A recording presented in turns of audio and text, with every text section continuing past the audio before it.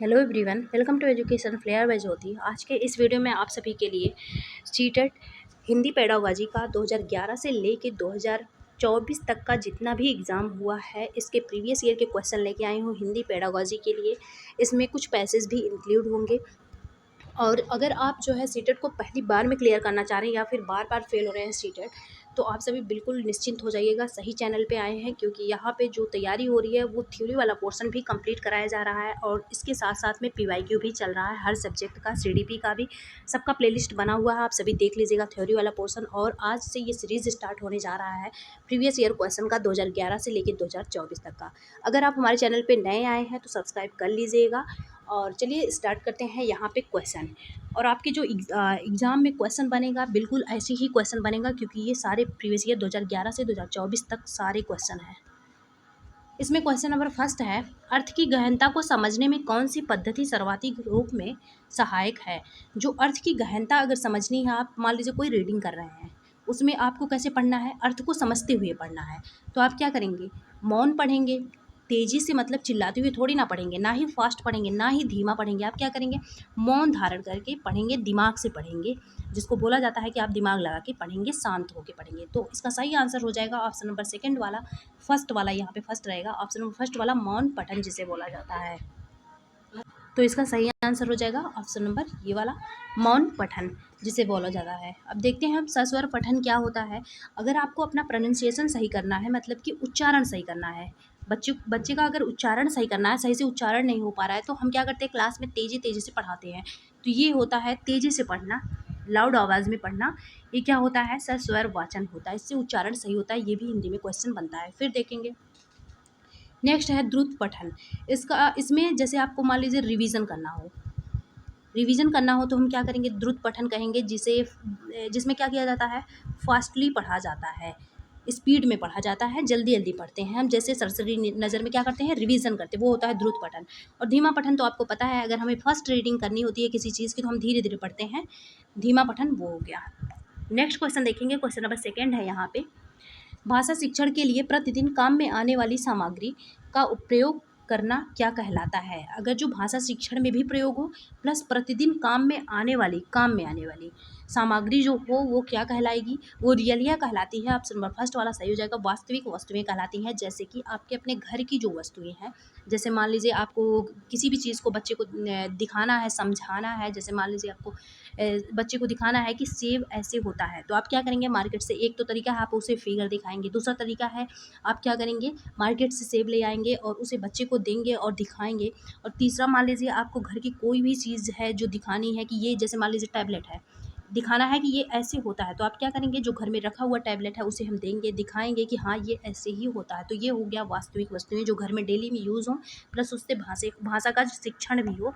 तो option number first वाला यहाँ पे सही हो जाएगा, वास्तविक वस्तुएं। भाषा के ये प्रतिदिन काम में नहीं आता, इस बात को ध्यान में रखना है। शिक्षण सामग्री भी प्रतिदिन काम में नहीं आती, ये क्लासरूम में ही काम में आती हैं। इसके बाद पाठ्य सामग्री, ये तीनों चीज़ें क्लासरूम की चीज़ें हैं। ऑप्शन नंबर फर्स्ट वाला यहाँ पे सही हो जाएगा। नेक्स्ट क्वेश्चन देखते हैं, फॉर्मेटिव असेसमेंट से आया हुआ है, रचनात्मक आकलन के लिए कौन सा उपकरण उपयुक्त नहीं है। जो रचनात्मक आकलन होता है, इसमें क्या किया जाता है, रचनात्मक जो आकलन होता है इसमें बच्चे जो होते हैं वो नए नए सोच को अपने दिखाते हैं।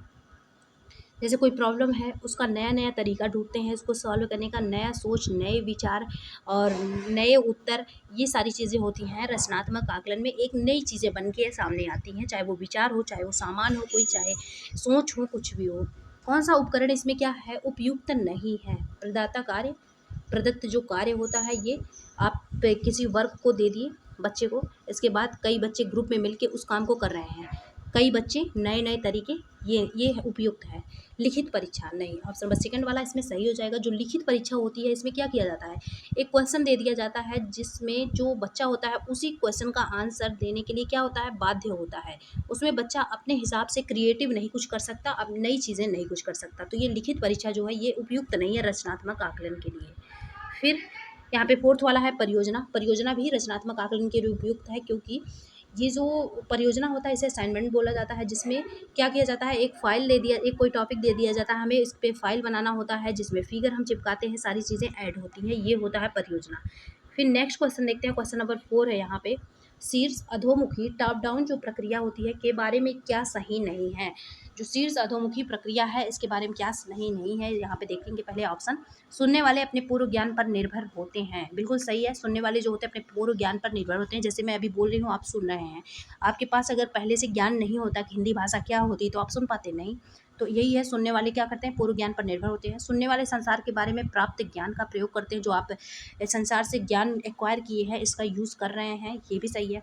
सुनने वाले जो सुनना चाहते हैं उसके बारे में अनुमान लगाते हैं, बिल्कुल सही है। जो सुनना चाहेंगे उसके बारे में सोचेंगे, ऑब्वियस सी बात है ये। ऑप्शन नंबर डी वाला, जब सारे सही हैं तो गलत वाला यहाँ पे बताना है, नहीं वाला, तो ऑप्शन नंबर डी सही हो जाएगा। सुनने वाले को प्रत्येक शब्द का अर्थ सुनने की क्या होती है, अर्थ सुनने की आवश्यकता है। प्रत्येक शब्द का अर्थ आप जाने ये कोई ज़रूरी नहीं है, ये ऑप्शन सही हो जाएगा। नेक्स्ट क्वेश्चन देखते हैं, क्वेश्चन नंबर 5 है, कौन सा उपकरण समक्रमिक और अतुल्यकालिक ऑनलाइन शिक्षण अवसरों की उपलब्धता देता है। यहाँ पे ये करिएगा, ऑनलाइन शिक्षण अवसर। और ये जो है समक्रमिक अतुल्यकालिक, इसमें क्या होता है, इसमें जैसे आप पढ़ रहे हैं, पढ़ाई कर रहे हैं, लेकिन कैसे कर रहे हैं, लाइव देख रहे हैं, तो ये होता है तत्काल उसी टाइम पे कोई काम, मतलब पढ़ना, शिक्षा प्राप्त करना, वो भी किस मोड में, ऑनलाइन मोड में, ये होता है आपका समक्रमिक अतुल्यकालिक। पाठ्य पुस्तकें ये तो ऑफलाइन है, ये ऑनलाइन नहीं है। टेलीविज़न ये ऑनलाइन है, लेकिन इसमें हम क्या करते हैं, मूवी देखते हैं, सीरियल देखते हैं, ड्रामा देखते हैं। रेल टिकट यात्रा ऑफलाइन है ये। और ये ऑप्शन नंबर डी वाला सही हो जाएगा, पैडलेट। ये टैबलेट टाइप का होता है, पैडलेट जो होता है, और इसमें क्या किया जाता है, डायरेक्ट पढ़ा जाता है, ऑनलाइन टीचिंग वाला काम होता है। नेक्स्ट देखते हैं क्वेश्चन, क्वेश्चन नंबर 6 है इसमें, भारत की शिक्षा नीति में त्रिभाषा सूत्र किसे समुन्नत करने के लिए कहती है। जो भारत की शिक्षा, उसमें शिक्षा नीति है उसमें त्रिभाषा सूत्र आपको पता होगा किसने दिया था, ये कोठारी आयोग ने दिया था। और ये कब आया था, 1964 और 66 में आया था कोठारी आयोग में, जिसमें बोला गया था 3 भाषाएं कंपलसरी हैं सीखना। एक तो आपका पहला आता है मदर टंग, मातृभाषा जिसे बोला जाता है, फिर दूसरा जो आ जाता है हिंदी, और तीसरा कोई मॉडर्न इंडियन लैंग्वेज। ये होता है आपका 3 लैंग्वेज, यही बोला गया त्रिभाषा सूत्र में। अब चलिए देखते हैं क्वेश्चन, इसमें आंसर। बहुभाषा शिक्षा, बहुभाषा जो शिक्षा होती है ये पढ़ाने के लिए नहीं होती। हम कितनी भाषाएं क्लास में पढ़ाएंगे, कोई एक ही तो भाषा तो पढ़ाएंगे, पढ़ाने के लिए नहीं होती है। लेकिन इनका क्या करना है, हमें रिस्पेक्ट करना है, इनसे कनेक्ट करके हमें जो भाषाएं हैं ये त्रिभाषा में दिया उनको पढ़ाना है। यही अंतर है बहुभाषा में और त्रिभाषा में। त्रिभाषा क्या है, ये पढ़ाने के लिए होता है, जो त्रिभाषा है ये पढ़ाने के लिए होता है, और जबकि ये जो होता है ये पढ़ाने के लिए नहीं होता। ये बस जो है क्लास में क्या करता है, विविधता पैदा करता है। बहुभाषा शिक्षण जो होता है, जैसे कि आप देखिए ये आपका क्लासरूम है, यहाँ पे मान लीजिए 10 बच्चे कुछ हैं जो इंग्लिश बोल रहे हैं, यहाँ पे 15 बच्चे हैं जो हिंदी बोल रहे हैं, कुछ बच्चे हैं जो संस्कृत बोल रहे हैं, कुछ बच्चे हैं जो उर्दू बोल रहे हैं। इसका मतलब ये नहीं कि आप सारी भाषाएं पढ़ाने लग जाएंगे, नहीं, इन्हीं से कनेक्ट करके नई भाषाएं जो त्रिभाषा सूत्र में दिया गया है उसको हम क्या करेंगे, पढ़ाएंगे। नेक्स्ट है, ये गलत है। फिर है मातृभाषा आधारित बहुभाषावाद, मातृभाषा आधारित बिल्कुल सही है, ऑप्शन नंबर सेकंड वाला यहाँ पे सही हो जाएगा। हिंदी पर मुख्य बल देते हुए द्विभाषिक शिक्षा, ऐसा नहीं है, इसमें पता नहीं कौन कौन सी द्विभाषाएं होंगी, क्योंकि मातृभाषा तो ऐड ही नहीं किया गया। सबसे पहला तो जो इम्पोर्टेंस देना है वो हमें किसको देना, मदर टंग पे, मातृभाषा पे, तो ऑप्शन नंबर सेकंड वाला सही हो जाएगा। एक भाषिक, यहाँ पे त्रिभाषा दिया, ये त्रिभाषा का मतलब 3 भाषा का सूत्र है, तो एक भाषा होगा कैसे, ऑप्शन नंबर सेकंड वाला यहाँ पे बी वाला सही हो जाएगा। नेक्स्ट देखते हैं, अंतर्राष्ट्रीय मातृभाषा दिवस कब मनाया जाता है, ये भी पूछा हुआ क्वेश्चन है, ऑप्शन नंबर 4 वाला पे सही हो जाएगा, 21 फरवरी। जो मातृभाषा दिवस है वो 21 फरवरी को मनाया जाता है। नेक्स्ट क्वेश्चन है, विद्यार्थियों के अधिगम और समझ में स्पष्टता लाने के लिए, जो अधिगम होता है समझ होता है, लर्निंग और अंडरस्टैंडिंग में स्पष्टता लाने के लिए समूची शिक्षण अधिगम प्रक्रिया के दौरान, यहाँ पे क्या लिखा है, अधिगम शिक्षण प्रक्रिया के दौरान, मतलब कि बीच बीच में किया जा रहा, पढ़ाया भी जा रहा है और आकलन भी किया जा रहा है, किया जाने वाला आकलन है।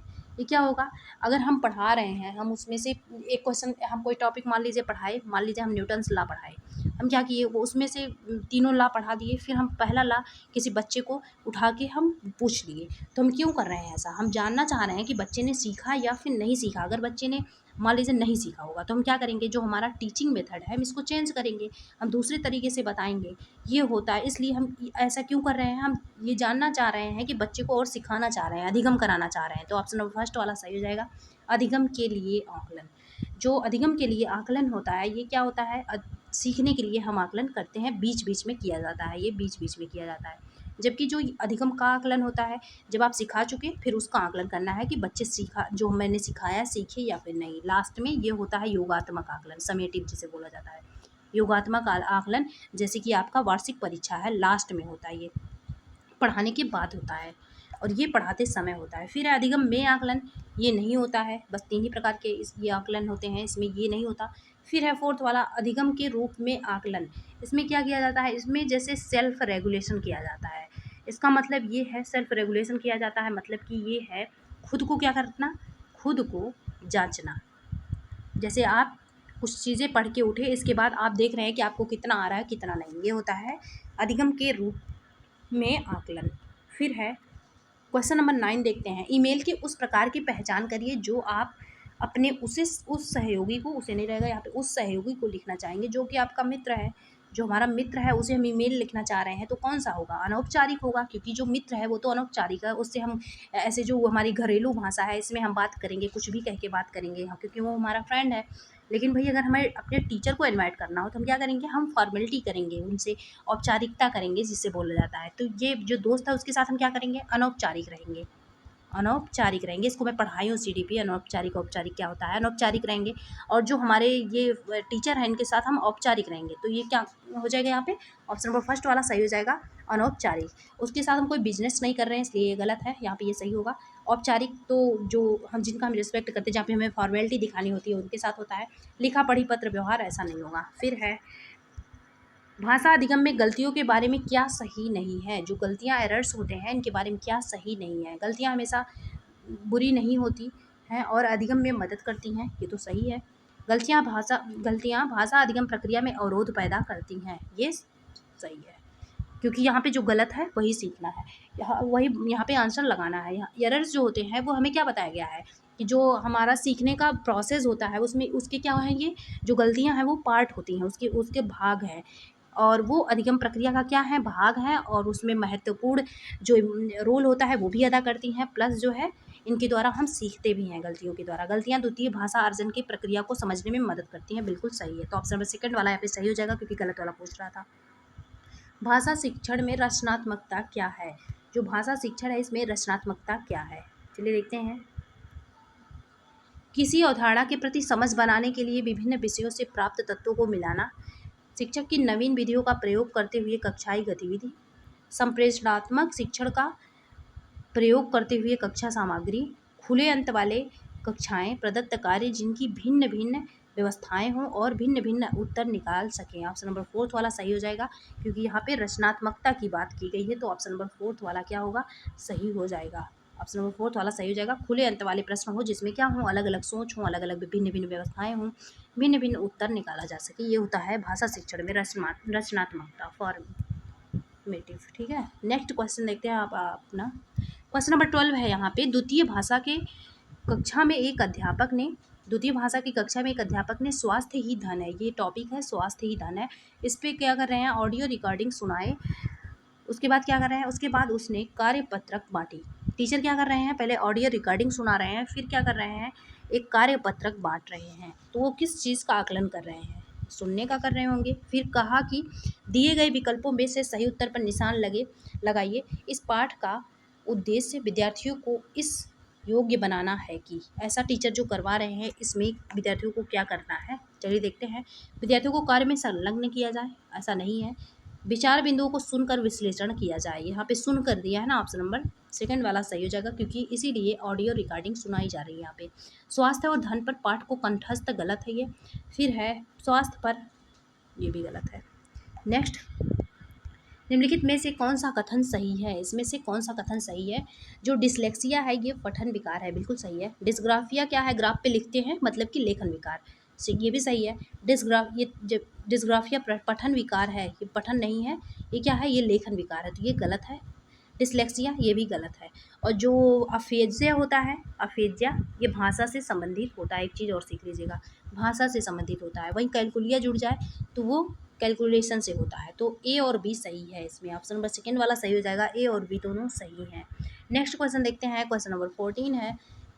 विद्यार्थियों को समृद्ध भाषाई क्षेत्र परिवेश, जहाँ पे अलग अलग भाषाएं हो, भाषाओं के लिए क्या हो, समृद्ध हो परिवेश मिलना चाहिए। और गलतियाँ इस बात का साक्ष्य है कि अधिगम हो रहा है। बिल्कुल सही है। वह किसके द्वारा अनुशंसित है? व्यवहारवादी ऐसा कहते हैं? नहीं, व्यवहारवादी तो कहते हैं कि व्यवहार से सीखा जाता है। संज्ञानात्मकवादी कहते हैं कि मानवतावादी, मानवता की बात ही नहीं हो रही, मनोविश्लेषणात्मक की भी बात यहाँ पे नहीं हो रही है। फिर है ऑप्शन नंबर सेकंड वाला सही हो जाएगा, संज्ञानात्मकवादी। आपको पता है कि जो भाषा सीखना होता है ये किसका पार्ट होता है? ये संज्ञान का पार्ट होता है, संज्ञानात्मक विकास का पार्ट होता है, इसीलिए ये संज्ञानात्मक लगेगा यहाँ पे आंसर। ऑप्शन नंबर सेकंड वाला सही हो जाएगा। नेक्स्ट क्वेश्चन देखते हैं। क्वेश्चन नंबर 15 है, सरकारी विद्यालय की अध्यापिका रीमा 7वीं कक्षा के विद्यार्थियों को अंग्रेजी पढ़ाने के लिए दृश्य उपकरण और भाषा खेल सिखाती हैं। एक तो भाषा खेल सिखा रही है जिससे क्या बच्चों में आएगा, इंटरेस्ट आएगा। दूसरा दृश्य उपकरण भी दिखा रही है। रीमा शिक्षण के किस सिद्धांत का अनुपालन कर रही हैं? स्वाभाविक प्रक्रिया का? नहीं, स्वाभाविक तो जो होता है वो उसमें कुछ करना ही नहीं पड़ता, उसमें तो अर्जन का काम हो जाता है, अर्जित कर लेता है बच्चा, जिसे एक्वायर बोला जाता है। फिर है अभिप्रेरणा और रुचि का सिद्धांत। जीवन से संबद्धता? नहीं, कहीं भी यहाँ पे कनेक्ट नहीं किया जा रहा है डेली लाइफ से, ये नहीं है। फिर है भाषा और आदत निर्माण? आदत निर्माण नहीं होता है। फिर ऑप्शन नंबर सेकंड वाला सही हो जाएगा, अभिप्रेरणा और रुचि का सिद्धांत, क्योंकि यहाँ पे इंटरेस्ट निकल रहा है, तो ऑप्शन नंबर सेकंड वाला बी वाला सही हो जाएगा। नेक्स्ट है भाषा अर्जन और भाषा अधिगम में महत्वपूर्ण अंतर है। जो भाषा अर्जन होता है, बहुत अच्छे से पढ़ाई हूँ मैं इस टॉपिक को, और भाषा अधिगम में महत्वपूर्ण अंतर क्या होता है, देखेंगे यहाँ पे क्या अंतर होता है। इसे बोला जाता है लैंग्वेज एक्विजिशन और इसे बोला जाता है लैंग्वेज लर्निंग। ये क्या किया जाता है इसमें, ये क्या होता है, खुद से हो जाता है, खुद से अर्जित किया जाता है, जबकि इसमें सिखाने का काम होता है, सिखाने का काम होता है। ये फॉर्मल होता है और ये क्या होता है, इनफॉर्मल होता है। ये खुद भाषा अर्जन का जो प्रोसेस है खुद से हो जाता है, और भाषा जो अधिगम है ये इसमें सिखाने का काम होता है। लेकिन जो परिवेश है वो दोनों में चाहिए। इसमें क्लास वाला जो परिवेश है वो चाहिए, और जो भाषा अर्जन है इसमें कौन सा परिवेश चाहिए आपका, देखिए ये जो भाषा अर्जन है परिवेश दोनों में चाहिए, ये कॉमन है दोनों में, परिवेश दोनों में चाहिए। जो भाषा अधिगम है इसमें कौन सा परिवेश चाहिए, क्लास चाहिए, नोटबुक चाहिए, टीचर चाहिए, स्टूडेंट चाहिए। और यहाँ पे भाषा अर्जन के लिए जो परिवेश है इसमें घर चाहिए आपका, परिवार चाहिए, समाज चाहिए, इतनी चीज़ें होती हैं इसमें। तो वही है, इसमें दोनों में क्या महत्वपूर्ण है, परिवेश महत्वपूर्ण है। चलिए देखते हैं यहाँ पे कौन सा आंसर सही होगा। भाषा सीखने सिखाने की पद्धति? नहीं, क्योंकि भाषा सीखने सिखाने का काम अर्जन में तो होता ही नहीं है, इसलिए गलत है ये। भाषिक परिवेश की उपलब्धता? बिल्कुल सही, यहाँ पे परिवेश जो होता है इसकी उपलब्धता, ऑप्शन नंबर सेकंड वाला सही हो जाएगा। भाषा का कठिनाई स्तर? ये भी नहीं है। भाषा के पाठ्यपुस्तक तो अर्जन में लगते ही नहीं है, ये तो अपने आप से हो जाता है, सेल्फ एक्वायर किया जाता है। फिर है उस यहाँ पे उस लघु कथा को क्या कहेंगे जिसमें मुख्य पात्र जो है वो क्या है, पशु है और नैतिक मूल्यों को उभरते हैं। मुख्य जो पात्र है वो क्या है, एनिमल है, और ये इसके द्वारा नैतिक मूल्य क्या किया जा रहा है, विकास किया जा रहा है, तो ये क्या कहलाएगा, जंतु कथा कहलाएगा। ऑप्शन नंबर फर्स्ट वाला सही हो जाएगा। जो विज्ञान फिक्शन होता है इसमें विज्ञान की चीज़ें दिखाई जाती हैं, साइंस की चीज़ें, जैसे बल्ब है, फैन है, रोबोट है, ऐसी चीज़ें दिखाई जाएंगी इसमें। और जो यात्रा वृतांत होता है इसमें यात्रा की बातें की जाती है, जैसे आप कहीं घूमने गए उसकी बात करें। और जो फतांसी होता है ये इसको फैंटेसी बोला जाता है, ये इससे रिलेटेड नहीं है। नेक्स्ट देखते हैं। इसमें जो फतांसी है इसमें देख लीजिएगा आप, मान लीजिए पूछ लिया जाए, इसमें क्या आती हैं, काल्पनिक चीज़ें आती हैं, जैसे आप सीरियल देखते हैं ना, वो काल्पनिक होता है, काल्पनिक चीज़ें इसमें आती हैं, फैंटेसी बोला जाता है, काल्पनिक चीज़ें इसमें इंक्लूड होती हैं। नेक्स्ट है बच्चे अपने परिवेश से स्वयं भाषा अर्जित करते हैं। इसका एक निहितार्थ यह है कि बच्चों को बिल्कुल भी भाषा ना सीख पढ़ाई जाए, गलत है। भाषा जो है बच्चे जो सीखते हैं वो थोड़ा सा मतलब लो लेवल का होता है, बस इतना होता है कि अपने विचार रख पाते हैं, लेकिन अगर उसको उस भाषा को हमें क्या करना है, स्टैंडर्ड फॉर्म में करना है, तो हमें क्या करना पड़ेगा, सिखाना तो पड़ेगा ना। फिर है बच्चों को समृद्ध भाषिक परिवेश उपलब्ध कराया जाए। बच्चों को केवल, फिर गलत है ये, बच्चों को अत्यंत, ये भी गलत है, अत्यंत सरल भाषा नहीं, ऑप्शन नंबर सेकंड वाला सही हो जाएगा। नेक्स्ट है भाषा अर्जन में महत्वपूर्ण है। जो भाषा अर्जन होता है इसमें क्या महत्वपूर्ण है, व्याकरण? नहीं, व्याकरण वगैरह वाली चीज़ें क्या होती हैं, अधिगम का पार्ट है, ये बाद में सिखाया जाता है, जिसमें अधिगम में होता है, ये अर्जन में नहीं होता। फिर है भाषा का शिक्षण, भाषा भाषा का व्याकरण, यहाँ पे ये भाषा का यहाँ रहेगा, भाषा का व्याकरण व्याकरण। इसके बाद है पाठ्य पुस्तक। जो पाठ्य पुस्तक है ये भी इसमें अर्जन में नहीं आता, पाठ्य पुस्तक नहीं होता, भाषा के विभिन्न रूपों का प्रयोग, ऑप्शन नंबर फर्स्ट वाला सही हो जाएगा। जो भाषा के अलग अलग रूप हैं उनका प्रयोग, ऑप्शन नंबर फर्स्ट वाला सही हो जाएगा। नेक्स्ट है क्वेश्चन नंबर 20, देखते हैं यहाँ पे। शब्दों के अर्थ स्पष्ट करने की अपेक्षाकृत ज़्यादा बेहतर पद्धति कौन सी होगी? जो शब्दों के अर्थ होते हैं उनको स्पष्ट करने की सबसे ज़्यादा बेहतर क्या है पद्धति कौन सी होगी अर्थ स्पष्ट करने के लिए यहाँ पे दिया है। चलिए देखते हैं। वाक्य प्रयोग द्वारा बच्चों को अर्थ का अनुमान लगाने का अवसर देना, सही है। शब्दकोश देखना, जब शब्दकोश मतलब डिक्शनरी दिखाई जाएगी तो बच्चे का जो माइंड है वो इनएक्टिव होगा, वो अपने आप खुद से नहीं कुछ कर रहा है। जब तक खुद से नहीं कुछ करेगा, वो डिक्शनरी में लिखी लिखाई चीज़ें देख रहा है तो उसका माइंड एक्टिव नहीं होगा। शब्दों की व्याख्या करना, ये भी नहीं होगा। आप व्याख्या कर दिए तो बच्चा क्या दिमाग लगाएगा। फिर है शिक्षक द्वारा स्वयं अर्थ स्पष्ट करना, ये भी गलत है। तो ऑप्शन नंबर फर्स्ट वाला यहाँ पे सही हो जाएगा। इसके बाद हम देखते हैं, चलिए पैसेज को, चलिए देखते हैं यहाँ पे पैसेज है, हम इसको करते हैं। देखिए जो पैसेज है ये इसी साल हुआ एग्ज़ाम है, 2024 का ही है। ये पैसेज छोटा आया हुआ था इस बार। इस यहाँ पे देखते हैं, आंतरिक और बाह्य दोनों रूपों में स्वच्छता और निर्मलता जो है एक बुनियादी आवश्यकता है। मन के शुद्ध और सात्विक विचार आंतरिक स्वच्छता के क्या हैं आयाम हैं। बाह्य स्वच्छता के अंतर्गत स्वास्थ्य, शिक्षा, पर्यावरण, अच्छी सामाजिक और आर्थिक स्थिति का समावेश होता है। बाह्य स्वच्छता का मूलाधार आंतरिक स्वच्छता है। मन की स्वच्छता मानव व्यवहार को दर्शाती है। सत्य, शुद्धता, शांति, प्रेम, सम्मान जैसे आत्मा के जन्मजात गुणों का उल्लंघन प्राकृतिक विधि विधान व्यवस्था का उल्लंघन है। जब इतना छोटा पैसेज रहे तो पैसेज करने का तरीका है कि आप पूरा पैसेज क्या करिए पढ़ लिया करिए। लेकिन अगर बड़ा पैसेज दिया हो तब आपको कैसे करना है, तब आपको बाई क्वेश्चन जाना है। पहले क्वेश्चन देखिए, उसके ऑप्शन को भी देखिए, फिर उस ऑप्शन को वहाँ पे पैसेज में ढूंढने का प्रयास करिए जब बहुत बड़ा पैसेज रहे तो। अगर छोटा पैसेज है तो पहली बार आप पढ़ लीजिए एक बार, और जो जो इंपॉर्टेंट चीज़ें हैं वो उस पर क्या करिए टिक कर लीजिए। इसमें देखते हैं क्वेश्चन नंबर 91 है, आंतरिक स्वच्छता से संबंधित नहीं है। यहाँ पे जो आंतरिक स्वच्छता है उससे संबंधित क्या नहीं है। निर्मल विचार है, यहाँ पे दिया है कि मन के शुद्ध और सात्विक विचार। सात्विक विचार मतलब वही है निर्मल विचार, और शुद्ध भी इसी से आ गया। फिर क्या है, शांति, ये भी है। प्रेम भी है। यहाँ पे देखिए जो शिक्षा है ये क्या है, ये आंतरिक स्वच्छता से संबंधित नहीं है। आपको कैसे पता चलेगा, क्योंकि ये देखिए बाह्य स्वच्छता के अंतर्गत स्वास्थ्य, शिक्षा, यहाँ पे शिक्षा है ना, शिक्षा क्या है, बाह्य स्वच्छता है, आंतरिक स्वच्छता नहीं है। तो बाह्य जो स्वच्छता है वो है शिक्षा, तो ये आंतरिक स्वच्छता नहीं है। इसका सही आंसर हो जाएगा ऑप्शन नंबर फोर्थ वाला। नेक्स्ट क्वेश्चन देखते हैं, बुनियादी आवश्यकता है, यहाँ पे लिखा है बुनियादी आवश्यकता है आंतरिक और बाह्य दोनों रूपों में स्वच्छता और निर्मलता। तो यही हो जाएगा बाहरी और आंतरिक स्वच्छता और निर्मलता। जहां आप देख रहे हैं ऑप्शन नंबर थर्ड वाला सही हो जाएगा। जहां आपको स्वच्छता और निर्मलता दोनों दिखे, यही क्या है, बुनियादी आवश्यकता है। ऑप्शन नंबर थर्ड वाला सही हो जाएगा। नेक्स्ट क्वेश्चन देखते हैं, बाह्य स्वच्छता का, ये है क्वेश्चन नंबर 93, बाह्य स्वच्छता का मूलाधार आंतरिक स्वच्छता है। वाक्य का आशय है, जो बाहरी स्वच्छता है इसमें बोल रहा है कि जो बाहरी स्वच्छता है इसका जो मूल है वो कौन है, वो आंतरिक स्वच्छता है, आंतरिक स्वच्छता है। चलिए देखते हैं ये सही है कि नहीं। इसका आशय क्या है, यहाँ पे ये आपको पैसेज में भी दिया है। इसका आशय यही है कि बाहरी और भीतरी स्वच्छता दोनों आवश्यक है। गलत है, ये नहीं है भीतरी, क्योंकि इसका अर्थ आपको बताना है।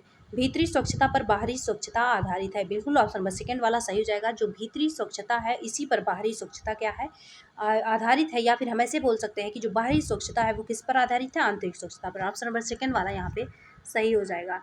नेक्स्ट क्वेश्चन देखते हैं, इसी में ग्रामर के कुछ क्वेश्चन आते हैं, ईजी से होते हैं। लेकिन विधान में एक प्रत्यय लगाने से आप कौन सा शब्द इसमें से बनेगा। आप क्या विधानिक सुने हैं, नहीं सुने हैं, विधानिक भी नहीं सुने हैं, वैधानिक नीक भी नहीं सुने हैं, वैधानिक। ऑप्शन नंबर थर्ड वाला सही हो जाएगा। अगर आप वैधानिक कभी सुने होंगे तो भी आप आंसर इसका सही लगा सकते थे। फिर क्वेश्चन नंबर 95 है, निम्न में से किस में विशेषण विशेष्य का संबंध नहीं है।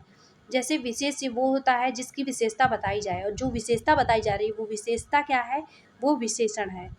तो देखते हैं हम, बाह्य स्वच्छता, स्वच्छता क्या है, विशेष्य है, जबकि बाह्य क्या है, क्योंकि जो स्वच्छता है संज्ञा की विशेषता क्या करते हैं, जो संज्ञा होता है उसकी जो विशेषता बताता है उसे क्या बोला जाता है, उसे बोला जाता है। जैसे अच्छी लड़की है तो लड़की क्या है, इसमें लड़की है संज्ञा, और संज्ञा को ही क्या कहा जाता है, विशेष्य कहा, विशेष्य जो है इसको संज्ञा को ही विशेष्य कहा जाएगा। और वही अच्छी लड़की जोड़ दिया गया, मतलब कि लड़की अच्छी है ऐसा हम बता रहे हैं, तो अच्छी क्या हो जहाँ पे हो जाएगा, ये विशेषण हो जाएगा, ये विशेषण हो जाएगा। चलिए अब देखते हैं यहाँ पे क्वेश्चन, बाह्य स्वच्छता, स्वच्छता की विशेषता बाह्य बता रहा है, सही है। पर्यावरण शिक्षा, मतलब पर्यावरण में शिक्षा है, इसकी भी विशेषता बताई जा रही है। आवश्यकता क्या है, बुनियादी है, बेसिक है, ये भी बताया जा रहा है। जो जन्मजात गुण होता है, इसमें क्या, ये जो गुण है इसको बताया जा रहा है कि क्या है, ये जन्मजात है। और जो स्वच्छता है ये, तो ऑप्शन नंबर इसमें थर्ड वाला जो है ये सही हो जाएगा, ऑप्शन नंबर थर्ड वाला, क्योंकि ये मैच नहीं कर रहा है। पर्यावरण शिक्षा, पर्यावरण कोई पर्यावरण का जो है प्रकार नहीं होता, तो ऑप्शन नंबर थर्ड वाला यहाँ पे क्या हो जाएगा, सही हो जाएगा। ये इससे बोल रहा है कि इससे संबंध नहीं है, जो शिक्षा है इसका पर्यावरण से संबंध नहीं है, मतलब कि पर्यावरण का प्रकार शिक्षा नहीं है। ऑप्शन नंबर थर्ड वाला यहाँ पे क्या हो जाएगा, सही हो जाएगा। नेक्स्ट देखते हैं क्वेश्चन। नेक्स्ट क्वेश्चन है, समूह से भिन्न है, 96 वाला है, समूह से भिन्न है, स्वच्छता भिन्न है, नहीं। निर्मलता, सम्मान, ये सब क्या है, ये सब भावनाएं हैं, मतलब कि संज्ञा है, और ये स्वच्छ जो है ये अलग है। ऑप्शन नंबर फोर्थ वाला क्या हो जाएगा, अलग हो जाएगा, फोर्थ वाला स्वच्छ। फिर है, आंतरिक स्वच्छता से तात्पर्य है मन में कोमल भाव जगाना, नहीं। मन के बुरे भाव को दूर करना, ऑप्शन नंबर सेकंड वाला सही हो जाएगा, मन के जो कुविचार हैं उनको दूर करना। बुनियादी में प्रत्यय है, जो बुनियादी है इसमें कौन सा प्रत्यय है, तो ई प्रत्यय हो जाएगा, ई प्रत्यय बुनियादी में।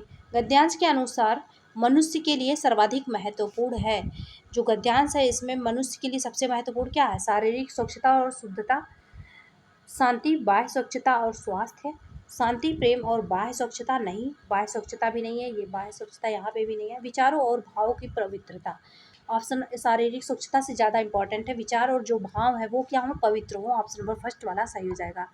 अब ये जो पद्य आया हुआ था, कविता भी आता है आपको पता है, तो इससे कितने क्वेश्चन हैं, इससे भी 100 से 105 5 क्वेश्चन इससे भी पूछे गए हैं। चलिए देखते हैं, 5-6 क्वेश्चन है।